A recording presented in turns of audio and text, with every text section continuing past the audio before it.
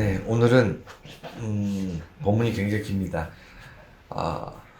요셉의 이야기를 계속 이어가고 있는 중인데 오늘 말씀을 보면서 말씀 들으면서 여러분들이 기본적으로 좀 계속 되뇌이면서 생각하셔야 될 부분이 있습니다. 그게 뭐냐면 기독교가 세상이 평가하는 것처럼 지금 현대 기독교인들은 세상이 어떻게 평가하냐면 이기적이라는 거예요. 자기들끼리만 어울려서 자기들만 구원받고 자기들끼리만 교회에 모여서 좋은 일 하고 서로 이렇게 하고 세상과 좀 단절되어 있는 굉장히 특이한 어떤 집단 이런 식으로 이해를 하고 있습니다. 뭐 다 그렇진 않겠지만 일반적으로 그렇게들 생각하고 있는 것 같아요. 근데 그게 왜 그러냐면 그 맞냐 틀리냐를 떠나서 일단 세상 사람들이 그렇게 교회를 인식하는 데는 이유가 있습니다. 교회가 그렇게 했어요. 뭔가 세상과 구별돼서 자기들은 선민의식이 있었고 그 다음에 구원받은 백성이라고 자기들만의 어떤 그런 어떤 그런 모습이 분명히 있었습니다. 이것을 바라보는 세상 사람들은 교회를 굉장히 이기적 집단으로 이해를 했었던 게 사실입니다. 그런데 성경에는요, 하나님이 기록을 이렇게 쭉 보면, 하나님께서는, 택한 백성들, 하나님의 이스라엘 백성들이라든가 아니면 하나님의 어떤 구원받은 백성들과 세상 사람들 차별하지 않으셨어요. 구원에 있어서도, 그리고 어떤 복을 내리시거나, 이른 비와 늦은 비를 통해서 세상을 하나님께서 간섭하시는 모든 일에 있어서 차별하지 않으셨습니다. 이런 부분들을 좀 이해를 해야 돼요. 왜냐면, 하나님께는 그 믿음을 가지고 있는 사람이나 믿음을 갖지 못한 사람이나 아니면 하나님을 아는 사람이나 하나님을 알지 못한 사람이나 하나님 입장에서 다 소중한 존재입니다. 왜냐면 하나님이 창조하셨기 때문에 이 부분에 있어서 우리가 잘못된 인식을 가지고 신앙생활을 하고 있지 않는가 한번 돌아보면서 오늘 본문 말씀을 좀 보겠습니다. 왜냐하면 오늘의 이 드라마, 오늘 이 성경 드라마의 주인공은요, 요셉이 아니에요. 누굴까요? 예, 바로 왕입니다. 바로 왕을 통해서 하나님께서 그에게 꿈을 주시고 그 꿈을 통해서 비록 그것을 해석하고 하나님의 뜻을 알려준 것은 요셉이지만 요셉이 도구가 되고요. 결정하고 그것을 실행하고 그것을 명령하고 이것을 다 이행시키는 것은요. 왕이었던 바로예요. 그것도 이집트 당대 가장 강력한 나라 최고의 어떤 힘과 권력을 가지고 있었던 바로 왕을 하나님께서 들어서 사용하시고 이 부분들을 좀 이해하면서 하나님은 어떤 분이고 우리가 나를 어떻게 바라보고 세상을 어떻게 바라봐야 될지를 좀 폭넓게 좀 이해할 수 있는 그런 시간이 되셨으면 좋겠습니다. 먼저 말씀 들어가기 전에 오늘 그 설교 노트에 보면 첫 번째 구원에 대한 이야기를 좀 이제 이해를 하고 여기 오늘 본문을 보도록 하겠습니다. 본문 내용은 워낙 길지만 내용은 하나예요. 오늘 본문 바로 전에 요셉이 감옥에 갇혀 있었던 건 우리가 지난주 말씀을 통해서 알고 계셨을 겁니다. 오늘 읽지는 않았지만 지난주와 이번 주 사이에 어떤 어떤 본문이 있었냐면 그 바로 왕의 술 맡은 관원장과 떡 맡은 관원장, 그러니까 왕실에 왕에게 올리는 어떤 음식들을 이렇게 준비하고 하는 이런 관원장들이 있었는데, 이제 관료들이 있었는데, 이 사람들이 죄를 지어서 이렇게 감옥에 갇혔다가 꿈을 꾸고 그 다음에 요셉이 그 꿈을 해줘서 알려준 거예요. 뭔가 그 결정을 바꾸었다기보다는 그 두 사람 자기 운명을 꿈으로 꾸게 됐는데 이거에 대해서 자기들은 모르고 있었지만 요셉이 알려줍니다. 그러니까 요셉이 그들을 뭐 꿈을 꿨기 때문에 살려줬다든가 아니면 뭐 감옥에서 꺼내줬다든가 이런 건 아니지만 그냥 알려준 거예요. 요셉이 뭘 한 건 아니고 이런 꿈은 이런 뜻이다 이렇게 알려준 겁니다. 그런데 그 꿈대로 됐어요. 그리고 나서는 이제 시간이 좀 지나서 이제 오늘 보면 2년이라는 시간이 지나서 바로가 꿈을 꾸고 이 꿈에 대해서 이제 해석할 사람이 없어서 온 이집트를 다 뒤지고 있는데 마침 그 술 맡은 관원장 살아남은 한 명은 이제 죽고 한 명은 살았는데, 살아남은 술 맡은 관원장이 그때를 생각하고 바로왕한테 요셉을 이제 알려주게 된 거예요. 그래서 요셉이 왕궁에 들어가서 이제 그 꿈을 해석해주고, 그리고 바로가 그 자리에서 그를 총리로 삼는 그런 과정입니다. 오늘 이야기는 그런 어떤 스토리상의 이야기가 있지만, 아까 말씀드린 것처럼 이 스토리에서 핵심적으로 어떤 결정권자, 선택하고 결정하고 명령할 수 있는 거는요, 요셉이 아니에요. 누구냐면 바로왕이었어요. 근데 바로왕이 갑자기 이 꿈을 꾸고 나서 모든 것을 다 바꿉니다. 이 내용을 통해서 뭘 좀 알려고 하냐면, 구원에 대해서 좀 이해를 해볼 필요가 있어요. 뭐냐면, 우리가 기독교는 구원의 종교라고 여러 번 말씀드렸습니다. 구원의 종교는 뭐죠? 문제가 있는데 인간이 스스로는 해결할 수 없어요. 그래서 외부로부터 어떤 힘에 의해서 내가 건져졌다, 내가 이끌려갔다, 내가 문제 안에서 헤어나오지 못하고 있는데, 외부의 힘에 의해서, 외부의 어떤 영향력이나 어떤 그런 거에 의해서 내가 문제에서 벗어날 수 있었다. 이걸 구원이라고 제가 말씀드렸잖아요. 인간은 본질적으로 그 연약한 존재이기 때문에 외부로부터 구원받지 못하면 스스로 해결할 수 있는 문제들이 거의 없습니다. 여러분, 영원히 살 수 있는 것도 아니고요. 여러분이 죄의 문제를 해결할 수 있는 것도 아니고, 육신의 한계를 해결할 수 있는 것도 아니고, 여러분이 운명을 바꿀 수 있는 것도 아니고, 사실 우리가 보면요, 제가 늘 농담처럼 얘기하지만, 우리가 살면서 선택할 수 있는 건 중국집에 가서 짜장면 먹을 것이냐, 짬뽕 먹을 것이냐, 이 정도 선택하면서 사는 거예요. 눈앞에 있는 선택, 바로 앞에 있는 선택 중에 A를 할 것이냐, B를 할 것이냐, 이 정도 선택하는 거지, 인간은 본질적인 선택을 하지 못합니다. 자기 자신에 대해서. 그래서, 기독교는 이 구원의 종교, 외부로부터 하나님에 의해서, 예수 그리스도에 의해서 구원받은 종교다. 이 말씀을 했는데, 이게 구약 성경의 구원과 신약 성경의 구원이 굉장히 좀 차이가 나요. 그럴 수밖에 없죠. 신약은 언제부터 시작이 됐죠? 예수님께서 오신 거죠. 메시아. 구약에서 우리에게 보내시기로, 메시아로, 우리를 구원하실 분으로 보내실 그 예수님께서 구약에는 아직 안 오셨지만 신약은 오신 이후잖아요. 그래서 이 형태가 되게 많이 다릅니다. 특히 구원에 있어서는 우리의 본질, 기독교의 본질인 구원에 대해서 구원과는 좀 달라요. 그렇다고 전혀 엉뚱한 게 아니고요. 무게가 달라요. 다 똑같은데, 예를 들어 현세관과 내세관, 그러니까 현재 우리가 살아가는 세상에 대한 이해와 우리가 죽어서, 아니면 죽어서 가는 어떤 세상의 어떤 무게감이 좀 다르다는 거예요. 구약과 신약의 차이가. 그리고 영원함이라든가 천국이라든가 이런 거에 대한 어떤 무게감이 분명히 달라요. 이 구약과 신약의 차이를 우리가 지금 잠깐 보고, 그 다음에 성경 본문으로 넘어갈 건데, 먼저 그럼 뭐가 다르냐? 현세관과 내세관, 이게 기독교는 둘 다 있어요. 기독교는요, 죽어서 천국 가는 것만 있는 게 아니에요. 그것도 있고요. 또 이 땅에서 복을 누리는 축복의 삶과 죽어서 가는 천국, 두 가지를 다 가지고 있습니다. 그래서 우리는 이 땅에서 우리가 어려운 일을 당하거나 아니면 고통받거나 그럴 때 하나님께 기도하잖아요. 여러분, 죽어서 천국 가는 것만 기독교인들이 하는 것 같으면 여러분 교회 나올 필요 없잖아요. 죽기 바로 전에 하나님 딱 믿고 천국 가면 되는데, 우리가 이 땅에 살면서 매주 교회 나와서 예배드리고 교제하고 교회를 중심으로 서로 섬기고 서로 중보하고 이렇게 신앙생활을 하는 이유가 뭐냐면, 이 땅에서 우리가 험난한 삶을 헤쳐나가는데 분명히 하나님께서 도움을 주시기 때문이에요. 하나님께 구하고 하나님께서 우리에게 복을 주시는 것을 우리가 경험합니다. 그래서 현세관과 내세관이 동시에 있어요. 그리스도는 당연히 있습니다. 그런데 구약에는요, 무게가 달라요. 구약은 현세관의 무게가 훨씬 더 많이 실려 있어요.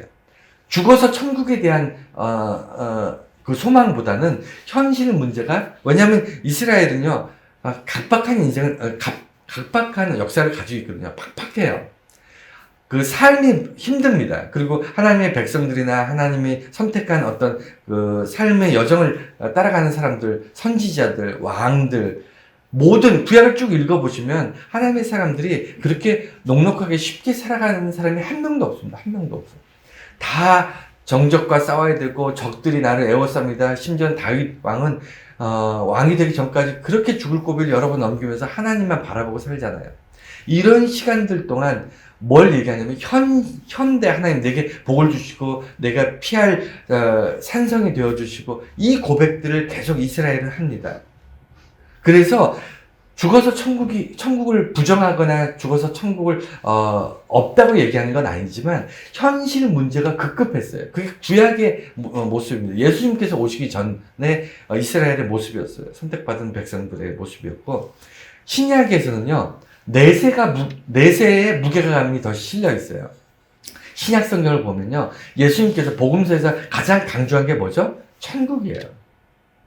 이 땅에서 너희들이 복 받을 것이야. 이 땅에서 너희가 구하는 대로 다 얻을 것이야. 이 내용이 주가 된 게 아니고요. 너희들이 정말 천국을 들어가야 되지 않느냐. 이 땅에서 비록 힘들고 어렵고 정말 고통 받을 수 있지만 그것이 다가 아니고 정말 영원한 땅 천국을 너희가 들어가야 되고 하나님의 나라에 들어가야 된다. 내가 미리 가서 너희들을 위해서 예비할 것이다. 천국을 준비할 것이다. 너희들이 영원한 삶을 살 수 있도록 내가 준비할 것이다. 이게 예수님께서 계속 강조하시는 거고요. 예수님의 사역의 핵심은 뭐냐면 천국에 대해서 전파하는 거였어요. 천국이 가까웠다고 계속 예수님께서 말씀하시잖아요. 그래서 그런데 왜 신약에서는 내세 그 무게감이 실리냐면 현실이 그게 참 아이러니한 게 내가 현실에 잘 먹고 잘 살다가도 예수를 믿는 순간 난 모든 것을 뺏길 수가 있고 심지어는 목숨까지 위태로울 수 있어요. 그러니까 예수를 선택하는 것이 현실의 문제를 해결하는 게 아니에요. 신약 성경은요, 여러분 우리가 그런 걸 경험했잖아요. 예수를 믿으면 모든 문제가 해결되는 것이 아니고요. 오히려 보기에 따라서 인식하기에 따라서 예수를 믿는 순간 수많은 그동안 경험하지 못했던 아니면 내가 살면서 경험할 필요 없는 어떤 문제들이 새롭게 생겨날 수 있습니다. 교회 안에서 갈등이 있을 수 있고요. 신앙 안에서 갈등이 있을 수 있고요. 내가 기도의 삶을 살면서 내가 봉사의 삶을 살면서 굳이 부딪히지 않아도 될 문제들이 우리의 삶에 나타날 수 있어요. 예수를 믿는 순간. 하지만 그럼에도 불구하고 우리가 예수님 안에서 천국 소망을 갖는다는 것은 뭐냐면 이 땅에서도 문제가 해결되고 이 땅에서 기도하고 이 땅에서도 내가 행복해질 수 있지만 이거는 잠깐의 행복이고요. 예수님을 통해서 우리가 붙잡는 것은 영원한 행복이잖아요. 그래서 예수님 이후에 신약 성경에서 핵심은 뭐냐면 내세관이에요. 내가 천국 소망을 가지고 이 땅에 사는 거예요. 마치 로또 복권을 당첨돼서 내가 내일 모레 가서 정말 수십억의 어떤 당첨을 탈 그런 마음으로 오늘 비록 통장에 10원도 없어도 그런 마음으로 사는 그런 인생. 좀 로또 얘기를 해서 죄송합니다만 우리는 돈 얘기하면 되게 좋아하잖아요. 그러니까 누군가 엄청난 돈을 우리한테 줄 거다 이런 행복한 상상을 하면서 그렇게 사는 게 그게 내세관의 신앙이에요. 비록 이 땅에서는 내가 부족한 게 있어요. 아쉬움이 있습니다. 내가 누리지는 못하지만 내가 영원한 천국에서 하나님의 자녀로서 하나님의 백성으로서 내가 영원토록 천국에서 하나님 찬송하며 살겠다. 이 소망으로 이 땅에서 조금 힘들고 조금 어려운 것을 견딜 수 있는 거예요. 그래서 구약과 신약에서 핵심이 뭐냐면 무게감이에요. 구약은 현세관만 따르고 그다음에 신약은 내세관만 따르는 게 아니고 둘 다 있는데 구약은 현세관의 무게가 더 있고 그다음에 신약은 내세관의 무게가 더 있다. 이렇게 이해하시면 되고 또 하나가 중요한 게 뭐냐면 영원함, 천국에 대한 개념의 차이가 좀 있어요.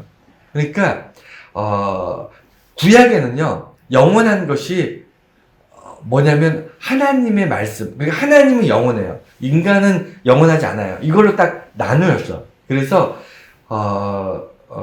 구약에서는 영원한 하나님의 말씀, 영원한 하나님의 사랑, 영원한 하나님의 어떤 은혜 이런 식으로 하나님은 영원하고 영원하고 그다음에 인간은 영원하지 않고 이런 식으로 딱 이분법적으로 나눠지는 경향이 있습니다. 그런데 신약이 오면 이게 바뀌어요.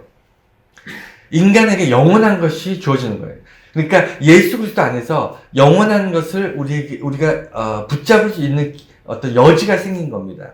왜냐하면 영원함이라는 것은 신의 영역이에요. 인간이 경험할 수 없는 겁니다.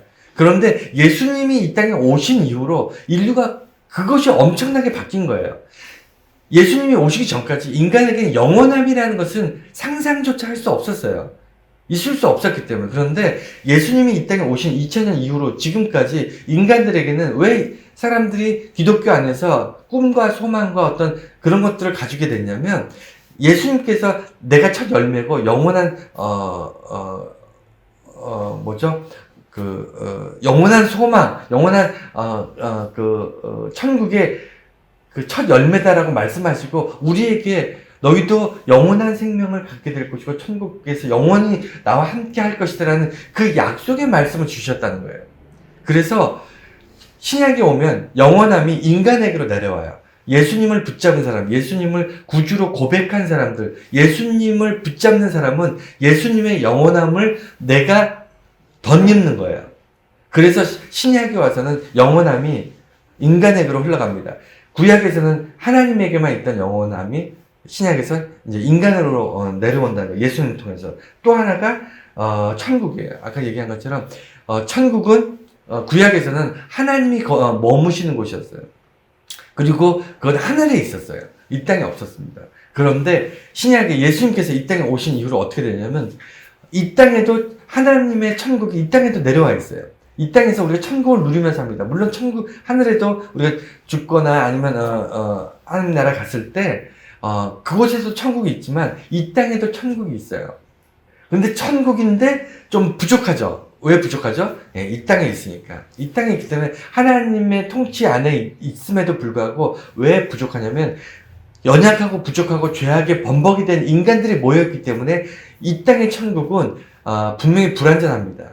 그래서 우리가 하나님 나라에 갔을 때, 죽어서 하나님 나라에 갔을 때 완전한 천국이 있는 거고 예수님께서 재림하셨을 때 비로소 온전한 천국이 이 땅에 실행이 되는 건데 그래서 구약과 신약은 똑같은 개념이지만 구약과 신약의 동시에 현세관과 내세관도 있고 영원함이나 천국에 대한 이야기들이 다 있지만 무게감이나 어떤 개념의 차이가 분명히 있습니다. 제가 이 말씀을 왜 설교 초반에 두냐면 오늘 보면 바로 왕이 하나님께서 구원을 하세요. 그러니까 왜 바로 왕이 꿈을 꾸냐면 그가 문제가 발생하잖아요. 근데 그 문제가 어떤 문제냐면 7년은 풍년이 들고 7년은 흉년이 드는데 그 흉년이 심각합니다. 여러분 고대 사회에 농경 사회에서 7년 동안 흉년이 든다는 게 무엇을 의미하는지 아시겠습니까?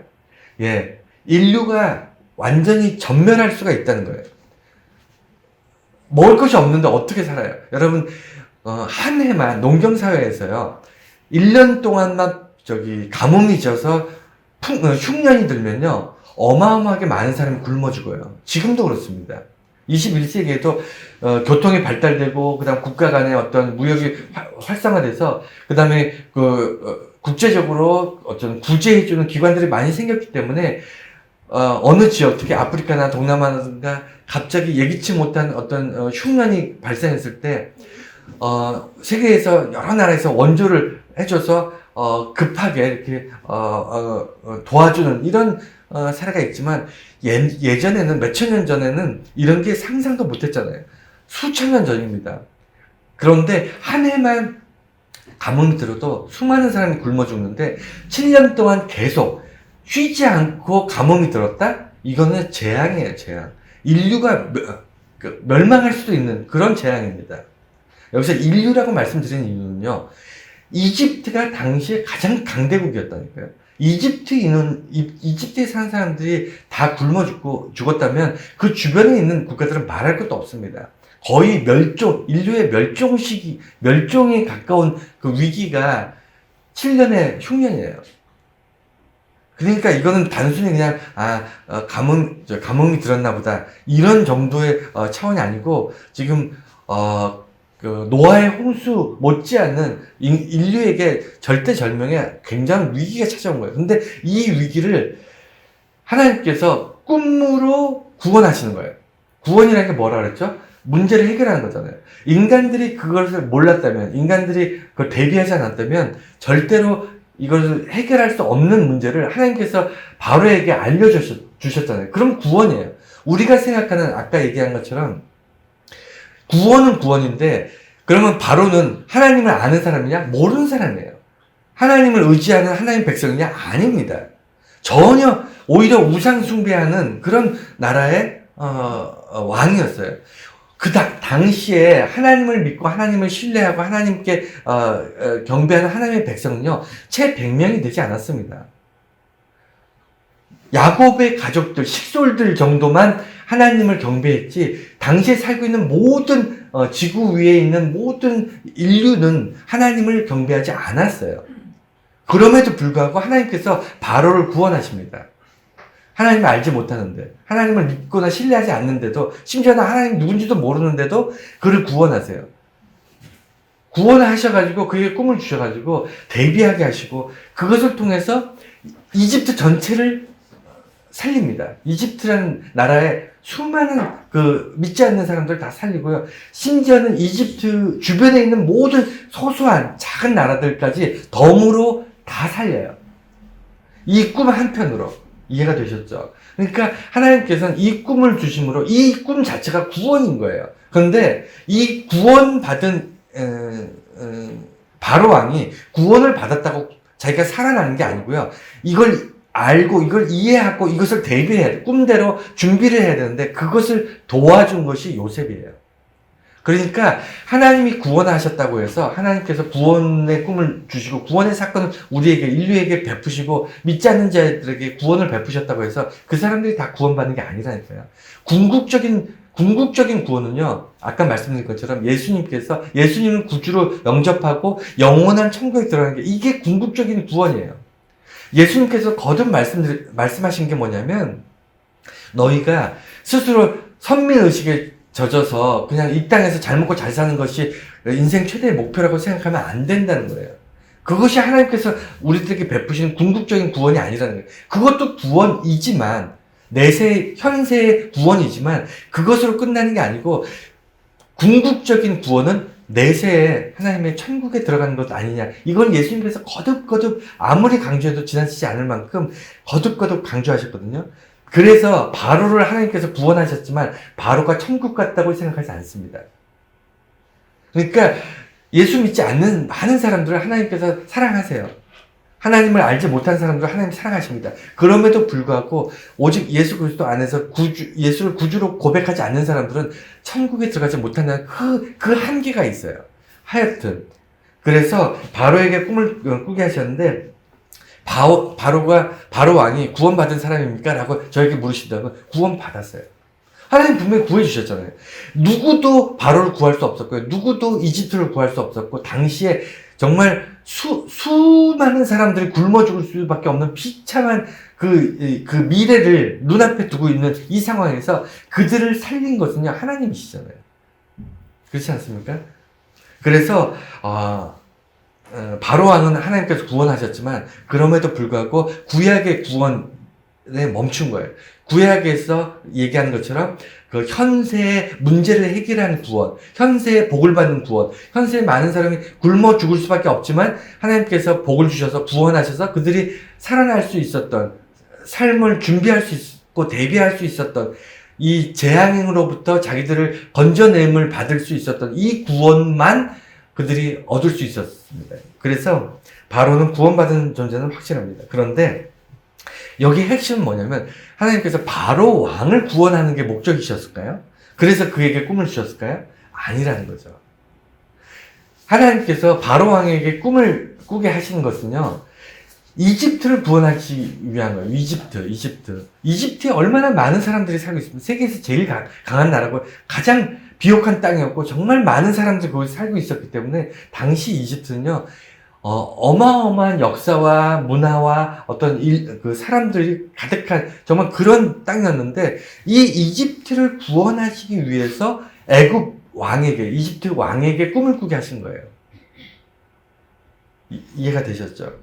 그러니까 바로 왕이 이뻐서가 아니고 바로 왕을 뭐 뜬금없이 그냥 하나님께서 구원하고 싶어서가 아니라 목적이 있는 겁니다. 이집트를 구원하죠. 그러면 이집트는 왜 구원하셨을까요? 하나님께서 이 이방 우상을 섬기는 이 이집트, 대대로 하나님을 알지 못하는 이 이집트는 왜 구원하셨을까요? 하나님께서 이집트를 구원하는 것은요, 이집트가 이뻐서가 아니고 이집트 주변에 있는 모든 소소한 많은 나라들, 그 나라들이 하나님을 믿는 나라인가요? 아니에요. 다 우상 숭배한 나라. 그럼에도 불구하고 그 주변에 있는 수많은 나라들과 그 백성들 모두 구원하시길 원하신 거예요. 그 구원이 뭐죠? 예, 그 가뭄으로부터, 굶어 죽는 것으로부터 구원하시길 원하십니다. 그래서 이집트뿐만 아니라 주변을 모두 구원하신, 이게 하나님의 목적이었습니다. 근데 그게 다였을까요? 아니죠. 거기에는 또 하나가 있는데 그게 뭐냐면 이집트로 이스라엘이 이주하기를 원하셨던 하나님의 계획이 있었어요. 자, 그러면 왜 이집트라는 땅을 선택하셨을까? 그러니까 하나님께서 7년 동안의 흉년으로 사람들이 모두 죽을 수밖에 없는, 정말 굶어 죽을 수밖에 없는 어떤 재앙을 내리시기 전에 반드시 어떤 일이 있냐면, 하나님은 뜬금없이 이유 없이 저주하시거나 재앙을 내리시는 분이 절대 아닙니다. 기회를 항상 주세요. 대비할 수 있도록, 아니면 돌이킬 수 있도록, 아니면 준비할 수 있도록 항상 기회를 먼저 주십니다. 여러분 성경에도 쭉 보면 알 수 있고요. 우리 역사를 봐도 알 수 있어요. 여러분 수많은 경고를 미리 받습니다. 우리 지금 지구 전체가 어떻게 되죠? 이상기온, 기후변화로 고통받고 있잖아요. 우리는 좀 그래도 잘 사는 나라가 되어서, 선진국이 돼서 우리는 좀 배고픈 사람이 적고 그 다음에 고통받는 사람이 적지만, 지금 지구촌의 수많은 지역에서 지구 온난화라든가 기후 변화로 인해서 수많은 사람들이 고통받고 있거든요. 이거 하루아침에 일어난 거 아닙니다. 수십 년 전부터 과학자들이나 기상학자들이 경고했는데 산업화가 최우선이었던 그 자본주의 사회에서 그냥 무시하고 산업화에 매진했잖아요. 그러다 보니까 이걸 멈출 수 있는 시간을 자꾸 놓치다 보니까 지금 오늘날 이런 결과가 왔지 않습니까? 여러분, 인류가 전쟁을 할 때 그게 하루아침에 갑자기 전쟁이 날까요? 뭔가 조짐이 다 있어요. 그래서 항상 하나님께서 어떤 재앙을 이 땅에, 재앙이 내려지기 전에 그것을 미리 준비할 수 있는 시간을 주십니다. 그래서 7년 흉년 후에 7년 풍년이 아니라 흉년 후에 풍년이 아니고요. 풍년 후에 흉년이에요. 그러니까 충분히 그 흉년을 대비할 수 있는 기간을 미리 주셔요. 후에 주시는 게 아니라 미리 주셨는데, 그것을 아느냐 모르냐가 그것이 포인트입니다. 하나님을 아는 사람들, 우리가 요셉 같은 존재들이잖아요. 하나님을 아는 사람은 세상 사람과 뭐가 다르죠? 뭐가 다르냐면요, 세상은요, 이게 그냥 우연히 이렇게 된 것이다, 아니면 숙명적으로 이럴 수밖에 없다, 이렇게 자포자기하고 살지만요, 하나님을 아는 사람들은 하나님께서 세상을 운행하시기 때문에, 하나님께서 세상을 조정하시기 때문에 어떤 큰 재앙이나 큰 문제가 생길 조짐이 보이면요, 그 앞에 하나님께서 대비하시는 어떤 대비할 수 있는 여지를 주시는 것을 발견할 수 있는 사람, 이게 하나님을 믿는 사람들의 특징이에요. 그래서 세상은요, 닥치고 나서 후회하거나 닥치고 나서 이걸 하지만, 예수 믿는 사람들은, 하나님을 아는 사람들은요, 하나님께서 우리에게 피할 길을 주셨다는 것을 아는 사람들이에요. 하여튼 그래서 이집트로 하나님께서 정하신 거예요. 이 7년 가뭄을 7년 흉년을 이겨낼 수 있는 방법은, 그 전에 7년 동안 열심히 식량을 모아서 대비하고 준비해야 되는데, 그것을 준비할 수 있는 나라가 이집트 하나밖에 없어요. 그 주변에 있는 그 모든 나라를 먹여 살리고 곡식이 7년 동안 산더미처럼 쌓을 수 있는 나라는요, 어마어마한 곡창지대. 당시에 이집트가 왜 세계 최강의 나라였냐면, 나일강이 매년 범람을 하는데, 아시죠? 범람이 뭔지. 홍수가 나서 이 온 땅이 땅이 보이지 않을 만큼 나일강의 이 범람을해서 물로 가득 차는데 그 범람으로 인해서 땅이 엄청나게 기름진 땅이 되는 거예요. 이 나일강의 범람을 통해서. 그래서 그 나일강의 삼각주가 당시도 그렇고 지금도 마찬가지지만 엄청난 곡창지대입니다. 어마어마한 그 곡식이 나오는 그런 자리예요. 그렇기 때문에 나일강의 나일강 삼각주, 이 나일강의 곡창지대가 하나님께서 필요하신 거예요. 하나님께서 뜬금없이 갑자기 무슨 되도 않은 곳에다가 하나님이 뭐 계획을 세우시는 그런 분이 아니십니다. 하나님께서는 바로 그 땅, 이집트의 그 땅이 필요하셨던 거예요. 그래서 그 곡창지대에서 쌀을 비축할 수 있도록 이집트를 선택하셨고, 그리고 그 지역에 이스라엘 민족들 이주시켜서 그곳에서 하나님의 백성들이 번성하고 큰 민족을 이루게 하신 그 여러 가지 훗날 수백 년에 걸친 계획들이 오늘 이 꿈 하나, 바로에게 꾸어진 이 꿈 하나에 의해서 결정된 거예요. 그러면 오늘 설교 제목처럼 바로 왕은 왜 요셉을 총리를 삼았을까? 이게 이제 우리가 좀 더 또 다른 면에서 깊이 있게 봐야 될 문제인데, 그럼 다 좋아요. 다 좋습니다. 하나님께서 꿈을 주시고 이방 왕이지만 구원하셔서 백성들을 구원하고 뭐 이주할 계획을 이루시고 다 좋습니다. 다 좋은데 오늘 이 드라마의 주인공인 바로 왕은 절대적 권력을 가지고 있잖아요. 당시 바로 왕은요, 사람이 아니었어요. 당시 인식으로는 바로 왕은요, 대대로 신입니다, 신. 그러니까 왕이 아니고요, 왕이자 신이었어요. 이게 가능했던 건 뭐냐면, 고대 사회는요, 정치만 하는 게 아니고요, 반드시 신정일치였어요. 왕은 어떤, 종교적으로 어떤 신성시되는 그런 존재였습니다. 왕 자체가 하늘이었고, 왕 자체가 나라였어요. 국가였어요. 왕이 있느냐, 없느냐에 따라서 엄청난, 차이가 있었기 때문에 동서고금을 다 떠나서 거의 대동소이합니다. 그런데 이집트는 당시 가장 강력한 나라였기 때문에 그 바로의 어떤 권력이나 힘이라는 것은 그 상상을 초래했습니다. 그래서 신으로 여겨졌어요. 신이었어요. 그냥 신으로 여겨진 게 아니라 신이었어요.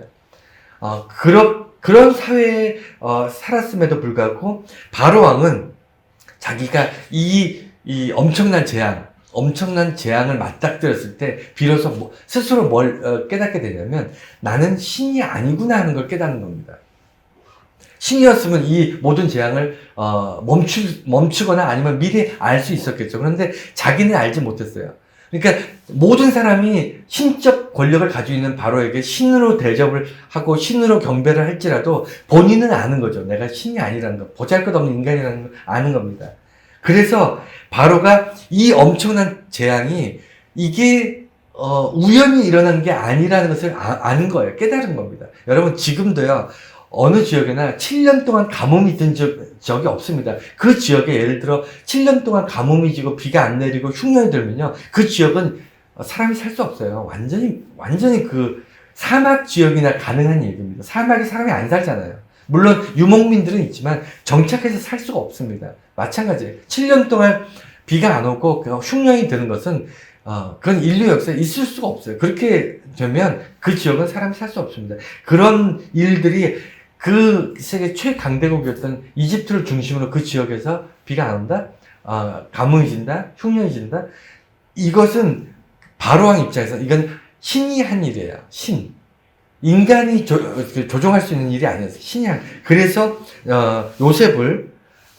요셉을 기용하고 이제 등용시키는데, 그러면 여기서 세 가지를 좀 볼게요. 첫 번째는요, 바로 입장에서는 정치적 이유가 분명히 있습니다. 왕이었지만 그는 정치가였기 때문에 분명히 정치적 배경, 정치적 의도가 없으면 결정하거나 선택하거나 명령을 내리지 않는데, 정치적 의도라는 게 뭐냐면, 일단 첫 번째는요, 이집트라는 나라 자체가 2인자가 필요 없는 사회라는 거예요. 여러분,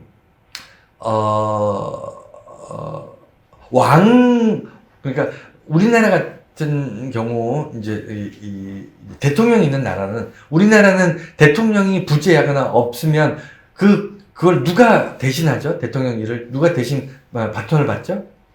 예, 그 행정부의 수장인 대통령 다음의 총리가 대통령이 직무를 대행하잖아요. 직무를 그 다음 대통령이 왜 그러냐면 대통령이 부재하다는 것은 없다는 것은 굉장히 위험하기 때문에 대통령이 부재했을 때 갑자기 자리에 없을 때 반드시 그 일을 바로 실행할 수 있는 사람이 있어야 되는데 2인자가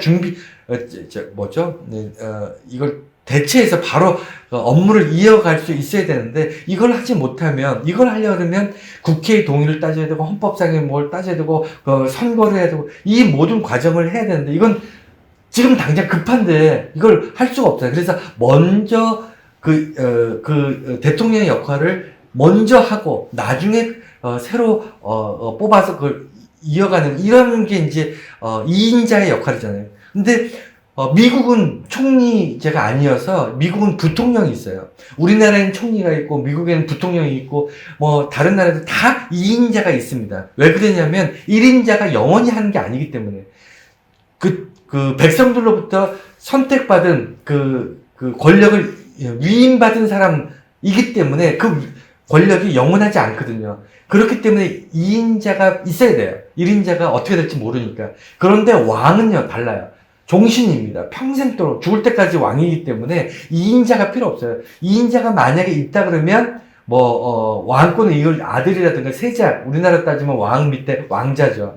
세자들이나 왕자들 정도가 2인자지 절대 권력은 2인자가 필요하지 않아요. 그냥 시키면 돼요. 바로왕도 마찬가지입니다. 2인자가 필요가 없죠. 신인데 자기 한마디에 모든 것을 다 바꿀 수 있는데 그래서 왕 밑에 2인자를 절대 권력을 가진 사람들은 2인자를 두길 싫어합니다. 2인자가 두길 싫어해요. 그래서 바로왕은 이것저것 다 시키면 돼요. 그래서 제가 볼 때 요셉이라는 사람이 나타났을 때 요셉이 어떤 2인자, 예를 들어 우리나라 따지면 총리, 대통령 밑에 총리를 내쫓고 그 자리에 요셉을 세운 게 아니에요. 요셉을 어떻게 했냐면 없는 자리를 만든 겁니다. 2인자가 필요 없는 나라에서 2인자가 필요 없는 조직과 정치 구조에서 2인자 자리를 만든 겁니다. 그래서 자기를 제외한 그 누구도 요셉에게 대항하거나 하지 못하고 요셉의 한마디는 거의 자기가 명령한 것과 동일시되는 그런 절대적 정말 엄청난 권력을 요셉에게 준 거예요. 주기 위해서 새로운 자리를 만든 겁니다. 그래서 총리 자리가 생겨난 건데 이걸 왜 했냐면 요셉이 정치적 배경이 없잖아요. 그리고 지금 이 국가적 재난을 컨트롤 해줘야 되는데 이 강력한 통치력을 가질 만한 어떤 기관이 없어요. 2인자가 없는 정치 구조에서 예를 들어 뭐 복지부 장관을 하면 복지부 장관이 우리나라의 재앙적 상황들을 다 컨트롤할 수 있을까요? 아니면 무슨 세무서장이 그 사람이 우리나라에 어떤 엄청난 재앙이 있게 되는데 그걸 통째로 컨트롤할 수 있을까요? 안 돼요. 오직 1인자 내지는 2인자만이 나라 전체 이 재앙적 이 상황들을 컨트롤 해줄 수 있는데 이거를 할 수 있는, 이 코너를 통제를 할 수 있는 사람, 이 역할은 그전에는 없었기 때문에 새로 만든 겁니다. 그런데, 원래는 바로왕이 해야 되는데, 바로왕이 자기가 말 타고, 이집트 전체를 돌아다니면서, 통제할 수는 없잖아요. 지금이야 행정력이 잘 돼서, 온라인상으로, 아니면 뭐 서신으로, 아니면 뭐 이런 걸로 해서 나라를 통치할 수 있지만, 당시에 수천 년 전에는요, 사람이 직접 가서 눈으로 봐야 돼요. 군대를 이끌고 가서 명령을 하달하고 명령을 잘 지키는지 감시하고 이 모든 것을 사람이 뛰어다니면서 직접 해야 되는 겁니다. 그런데 온 나라가 그걸 절대적인 권력에 의해서 일사불란하게 움직여야 되잖아요. 그러니까 이 일을 할 수 있는 게 바로는 못하니까 바로의 권력을 가지고 바로의 명령에 따라서 좀 쉬지 않고 이 일을 해줄 수 있는 사람, 그 사람을 세워야 되는데 이게 일반 기존에 있는 권력 구조에서는 없는 거고 또 요셉이라는 사람이 지지층이 없잖아요. 권력 지지층이 없는 사람을 그 절대 권력을 세우려고 그러면요 자리를 만들어야 돼요. 그래서 정치적 이유가 있었던 거고요. 그 다음 두 번째는 이 아까 말씀드린 것처럼 이 국가적 재난은 이거는 우연히 아니면 어쩌다가 우연히 생긴 거라고 할 수 없는 겁니다. 여러분 이제 7년 동안 흉년이 된다는 건요 거의 기적에 가까운 일입니다. 이 확률이 어마어마한 확률이에요. 7년 동안 흉년이 들고 그 다음에 이어서 7년 동안 흉년이 든다. 14년 동안 이렇게 정해놓은 것처럼 칼같이 풍년과 흉년이 번갈아서 나타난다. 이 자체의 확률은요 거의 제로입니다. 이런 확률은 있을 수 없어요. 이 확률에 대해서 바로 왕은요 이건 신이 한 거라고 생각한 겁니다. 그래서 요셉에게 물었을 때 제가 바로 왕이라면요 요셉한테 이 꿈이 무엇이냐 했어요. 요셉이 설명해주고 7년 동안 풍년입니다. 7년 동안 흉년입니다. 얘기 들으면 알았어. 그럼 이제 넌 다시 감옥에 가. 그리고 자기가 통치하면 되잖아요. 정보를 들었으면 이제 요셉한테 볼일 다 본 거 아닌가요? 제가 바로 왕이었으면 제가 자신을 너무 나쁜 놈 만드는 것 같긴 한데 어쨌든 권력을 가진 사람이 필요한 것은 사람이 아니고 정보거든요. 왜냐면 사람은 얼마든지 갖다 쓸 수 있으니까. 여러분 요셉이 뛰어난 사람일까요? 물론 뛰어나지만 요셉보다 더 뛰어난 사람이 없었을까요? 많죠. 요셉이 무슨 정기 교육을 받았습니까? 요셉이 무슨 뛰어난 배경이 있습니까? 인종적으로 더 우월한 인종입니까? 요셉이 가진 게 뭐 있나요? 아무것도 없잖아요. 근데 왜 요셉을 붙잡아서 총리를 시켰냐면, 요셉이 하나님에 대해서 이야기했기 때문이에요. 바로 왕이 딱 꽂힌 겁니다. 뭐냐면, 이건 하나님이, 여호와 하나님께서 하신 거구나 하는 것을 딱 알게 된 거예요. 그걸 누가 가르쳐 줬다? 요셉이 가르쳐 줬다. 왜냐하면 자기가 생각할 때에도 이 재앙은요 인간이 이해하거나 헤쳐나갈 수 없는 범인 거예요.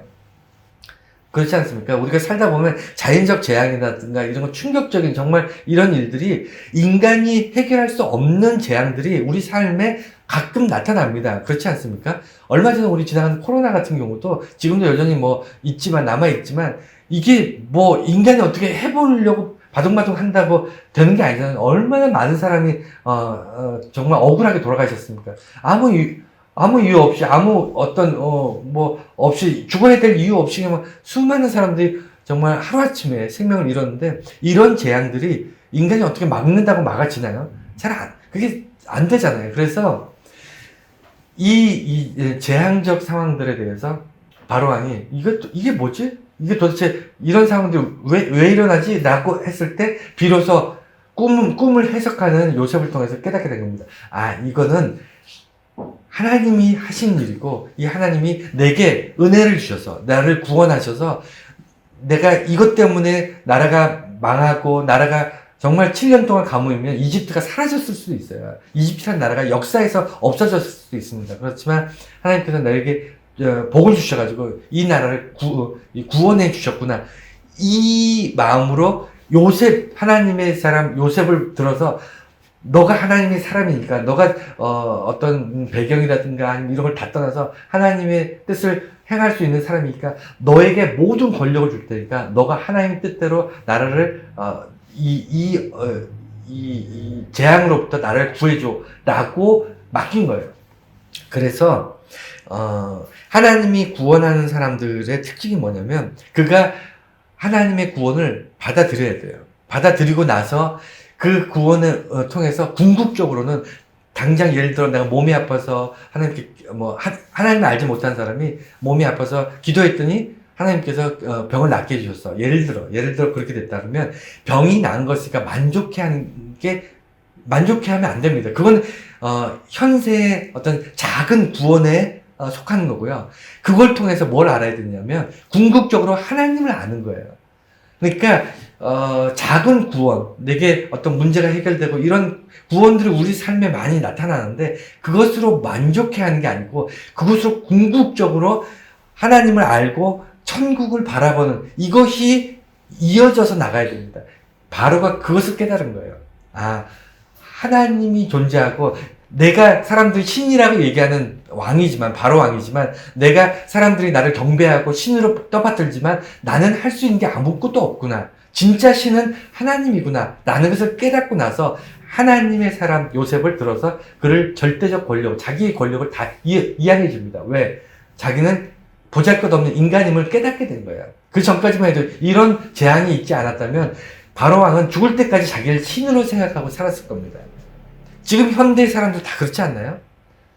현대에 사는 사람들도 뭐 약간의 차이는 있지만 돈이 있으면 돈 많은 사람들은 돈을 자기의 어떤 권력으로 생각하고 자기를 신적 존재로 생각하면서 만족해하면서 살고 뭐 권력이 있는 사람들 뭐 지식이 있는 사람들 다 거기에 함몰돼서 살지 않습니까? 자기 가진 것에 취해가지고 그 취해서 사는 사람들은 거기에 중독돼 사는 사람들은 자기를 모릅니다.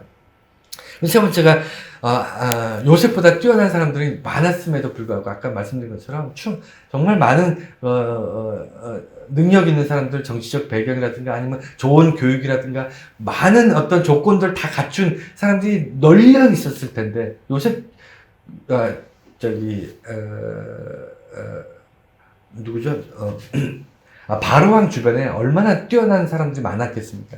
그럼에도 불구하고 요셉을 들어서 절대적인 권력을 주게 한 데에는 아까 말씀드린 것처럼 이 사람이 요셉의 어떤 됨됨이나 아니면 그 능력이나 어떤 외모나 아니면 그 어떤 배경이나 이게 아니었다는 거예요. 여러분 우스갯소리지만 그냥 흘려 들으세요. 정확한 얘기는 아닙니다. 뭐 우스갯소리입니다. 말 그대로. 예전에 대기업에서 어느 기업이라고 S기업이라고 이제 저는 들었는데 이제 뭐 근거는 없습니다. 어느 기업에서 임원 중역 이상의 임원들을 이제 인사 발령할 때 그 기업 회장이나 오너들이 점쟁이들 데려서 그 사람 사주를 보고 중역으로 임명했다는 그런 썰을 제가 한번 들은 적이 있어요.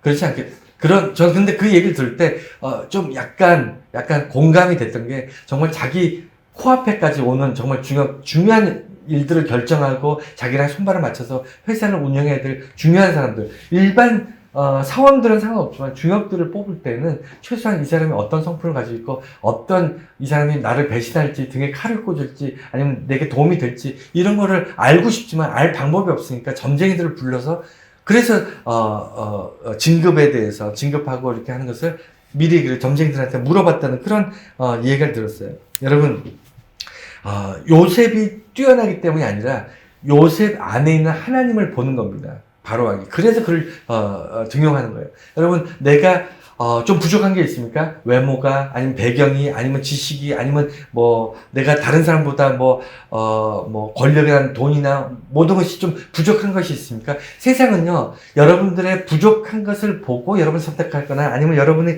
더 남들보다 더 뛰어난 것을 보고 세상이 여러분을 선택하지 않아요. 여러분 속에 그러니까 여러분 속에 세상에서 줄 수 없는 무엇인가를 찾고 있는 겁니다. 이해가 되셨죠? 여러분들의 어떤 소양이나 여러분의 능력을 가지고 세상에 뽑는 게 아니고 세상에 없는 그것이 여러분 안에 있느냐 없느냐를 가지고 여러분을 선택하는 거예요. 그게 하나님이에요. 그게 하나님의 능력입니다. 누가 저 같은 사람들을 존경하고 저 같은 사람들을 섬기고 저 같은 사람들의 설교나 저 같은 사람들의 어떤 예배에 참석해서 하나님께 경배하고 저 같은 사람들의 보잘것없는 이 설교를 가지고 은혜를 받고 왜 그럴까요? 제가 많이 배워서 권력이 있어서 부유해서 전혀 아니죠. 저 아무것도 없습니다. 제 속에 있는 하나님 때문에 여러분들이 그리고 저희 설교를 듣는 사람들이 하나님의 말씀을 듣는 거 아닙니까? 내 안에 뭐가 있느냐? 세상에 없는 그것이 있어야 돼요. 그게 요셉에게 있었어요. 여러분들도 그게 있어요. 그래서 세상 사람들이 여러분을 함부로 하지 않습니다. 그런데 여러분 안에서 그리스도의 정체성, 여러분 안에 하나님이 떠나고 여러분 안에 예수 그리스도와 동행하지 않고 여러분들이 예수 그리스도의 십자가의 보혈을 의지하지 않는다면 껍데기만 그리스도인이라면 세상에서는 여러분들 되게 하찮게 봅니다. 되게 한심하게 봐요. 어쨌든 결론을 말씀드리겠습니다. 긴 설교였습니다만 이방인들 오늘 쭉 봤는 분명히 구약에 많은 사람들이 이방인들이 구원을 받습니다. 하나님께서 하나님을 알지 못한 사람들도 구원하셨고 이른 비와 늦은 비로 정말 동일하게 예수를 믿는 사람이나 믿지 않는 사람 똑같이 농사짓고 같이 이 땅에서 살아갈 수 있도록 예수 믿는 사람들은 날마다 복되고 예수 믿지 않는 사람은 날마다 고통받고 이렇게 딱 나눠서 편애를 하시거나 아니면 편견을 가지고 이 땅을 통치하시는 분이 하나님은 그런 분이 아니십니다. 그럼에도 불구하고 그들을 구원하시기를 원하시는 이유는 뭐냐면 그러니까 예수 믿는 사람들을 선택하시는 이유가 뭐냐면 그렇게 믿지 않는 하나님을 알지 못하는 사람들에게 좋은 선한 영향력을 미치는 그런 존재를 필요로 하시기 때문에 우리들을 먼저 믿게 하시는 거예요. 먼저 믿음을 갖게 하시는 겁니다. 우리는요, 내가 믿음을 갖고 구원받았기 때문에 너무 좋아, 너무 행복해. 나는 교회 안에서 행복하게 살다가 하늘나라 가야지. 이게 우리의 궁극적인 목적이 아니라 인생의 목적은요, 하나님께서 하나님을 알지 못하고 하나님을 심지어는 배반하고 하나님을 싫어하고 하나님을 전혀 믿지 않는 그런 수많은 사람들에게 등을 지고 살려고 우리를 구원하신 게 아니고 그들에게 요셉 같은 존재가 되게 하신 거예요. 하나님께서는 여전히 믿지 않는 자들에게도 구원을 베푸십니다. 천국 구원은 아니지만 예수를 통한 구원은 아니지만 그들에게도 정말 하나님께서 기적 같은 일들을 베푸시고 그들에게도 구원받을 기회와 여지를 항상 베풀어 주시는데 그들이 깨닫지 못해요. 왜 깨닫지 못하죠? 하나님을 알지 못하니까. 마치 바로 왕이 꿈을 꿨지만 이 꿈을 해석하지 못하는 것과 똑같아요. 우리 주변에 많은 사람들이 하나님께서 여전히 그들을 사랑하시기 때문에 예수 믿지 않고 하나님을 알지 못하는 사람들도 하나님이 사랑하시기 때문에 그들에게 기회를 주시고 그 다음에 그들이 그냥 칼같이 탁 끊어가지고 지옥불로 던지시는 게 아니라 그들에게도 구원받은 백성으로 살 수 있는 많은 기회들을 열어주시는데 그들이 알지를 못해요. 깨닫지 못합니다. 그래서 먼저 믿는 자들을 통해서 우리들을 보고 우리들의 삶을 보고 우리들의 생각하고 판단하고 우리들이 교회에서 예배드리고 우리들이 살아가는 그런 모습을 통해서 그들이 내게 일어난 이 모든 일들은 내가 믿지는 않았지만 내가 예배하고 경배하지는 않지만 하나님이라는 분이 세상에 신이 있어서 그들은 신이라고 얘기하겠죠. 신이 있어서 그분이 내게 복을 주셨는데 깨닫지 못했는데 저 사람을 보니까 그게 하나님이었구나. 이거를 알려주기 위해서 우리를 요셉처럼 세상에 보내시는 거예요. 그래서 우리가 가는 곳마다 그곳에서는 우리가 복음을 전하거나 이렇게 성경 공부를 가르쳐서 그들의 복음을 구하는 게 아니고 그들이 이미 하나님을 간접적으로 경험하면서 살고 있는데 자기가 바로 왕처럼 이게 뭐지? 내 인생에 어쩌다 이런 뜬금없이 갑자기 큰 복을 아니면 뜬금없이 어떻게 이렇게 나의 큰 문제가 구원을 받을 수 있었지? 이해를 하지 못하다가 우리를 만나는 순간 우리와 함께 이렇게 동거하는 순간 어느 순간 저 사람이 고백하는 하나님이 내게 복을 주신 게 맞구나. 이렇게 되는, 바로처럼 되는 거예요. 그 이유가 뭘까요? 왜 우리가 그런 삶을 살게 하셨을까요? 예수님께서, 하나님께서. 그것은요, 하나님께서 세상을 공의롭게 이렇게 회복시키시고, 원래 하나님께서 인간을 만드시고 하나님의 백성들로 이 땅을 채우기를 원하셨잖아요. 그게 하나님의 목적이고요. 하나님의 목적을 이루는 게 하나님의 공의예요. 하나님이 세상이 선하게 만드셨잖아요. 그럼 세상이 선해지는 것이 하나님의 공의입니다. 그런데 사탄이 우리 안에 들어와서 인간들 사이에 갈등을 만들고 욕심과 어떤 탐욕을 만들면서 세상이 지옥 같아지잖아요. 죄악이 범람하고 그 다음에 우리가 정말 끔찍한 일들을 매일 보면서 살지 않습니까? 세상이 지옥 같은 세상, 너무 처참하고 희망 없는 세상이 되어가잖아요. 왜 그렇죠? 하나님의 공의가 사라지기 때문에, 하나님이 처음에 만드신 원래의 목적이 사라지기 때문에. 그래서 하나님께서 바로 왕에게 꿈을 보이시고 요셉에게 꿈을 해석하게 하신 것처럼 세상은 여전히 하나님의 원래의 아름다운 모습을 회복하기 위해서, 그래서 하나님을 알지 못하는 많은 사람들을 구원하시고 궁극적으로 천국의 백성들 되게 하기 위해서 먼저 믿는 우리들, 먼저 예수를 구주로 고백한 사람들에게 사명을 주시는 거예요. 어떻게 살 것을, 요셉처럼 살 것을 우리에게 명령하시는 겁니다. 그래서 설교 초반에 제가 말씀드렸죠. 기독교는 집단 이기주의에 함몰돼서는 안 돼요. 근데 그런 모습들이 있었습니다. 자기들끼리만 구원받아서 자기들끼리만 행복해하고 자기들끼리만 이렇게 교회 안에서 큰 축제하고 자기들끼리만 으쌰으쌰. 이건 기독교의 본질이 아니에요. 기독교의 본질은 내가 비록 세상에 나가서 억울한 일을 당하고 세상에 모함을 받고 그래서 세상 사람들이 나를 이유 없이 감옥에 가둘 수 있어요. 예수 믿는다는 이유 때문에 내가 손해볼 수 있습니다.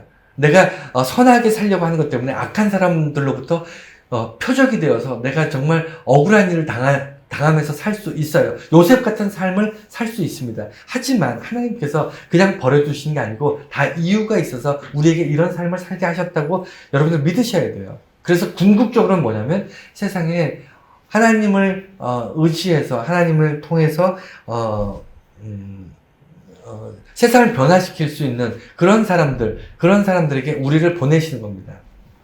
그리고 중요한 것은 오늘 주변 맨 마지막에 백부장 십자가 죄인 이 얘기를 하는 게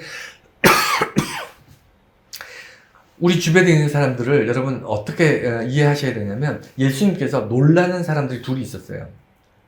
여러분 기억나시죠? 하나는 백부장이고요. 하나는 십자가 우편, 예수님께서 십자가 지실 때 십자가 우편에 못 박혔던 그 죄수예요. 이 두 사람에 대해서 예수님께서 놀라셨어요. 그들의 믿음이 정말 어마어마한 믿음을 예수님께서 보셨어요. 평생 태어나서 죽을 때까지 성경 공부하면서 대제사장으로, 사두개인으로, 바리새인으로 종교적 상황 안에서 성경만 보면서 살았던 그런 사람들조차도 하나님에 대해서 잘 모르는데, 하나님에 대해서 전혀 모르는 백부장이나 하나님에 대해서 전혀 알지 못하는, 예수 믿는, 예수를 신뢰하면 예수 그리스도를 구주로 믿지 않는 그런 적이 없었던 백부장이나 십자가의 우편에 앉아있던 이 죄인, 이 사람들이 예수님 앞에서 고백하잖아요. 당신은 말씀으로만 하십시오. 내 종이 당신의 말씀으로 인해 낫겠습니다. 이게 백부장의 고백이었고, 그 다음에 죄인은 십자가의 우편에 있었던 그 강도는 예수님한테 나는 죽어 마땅한 존재지만 당신은 거룩한 분이십니다. 당신께서 천국에 가시면 저를 기억해 주세요. 이게 무슨 믿음의 고백이 아무것도 아니잖아요.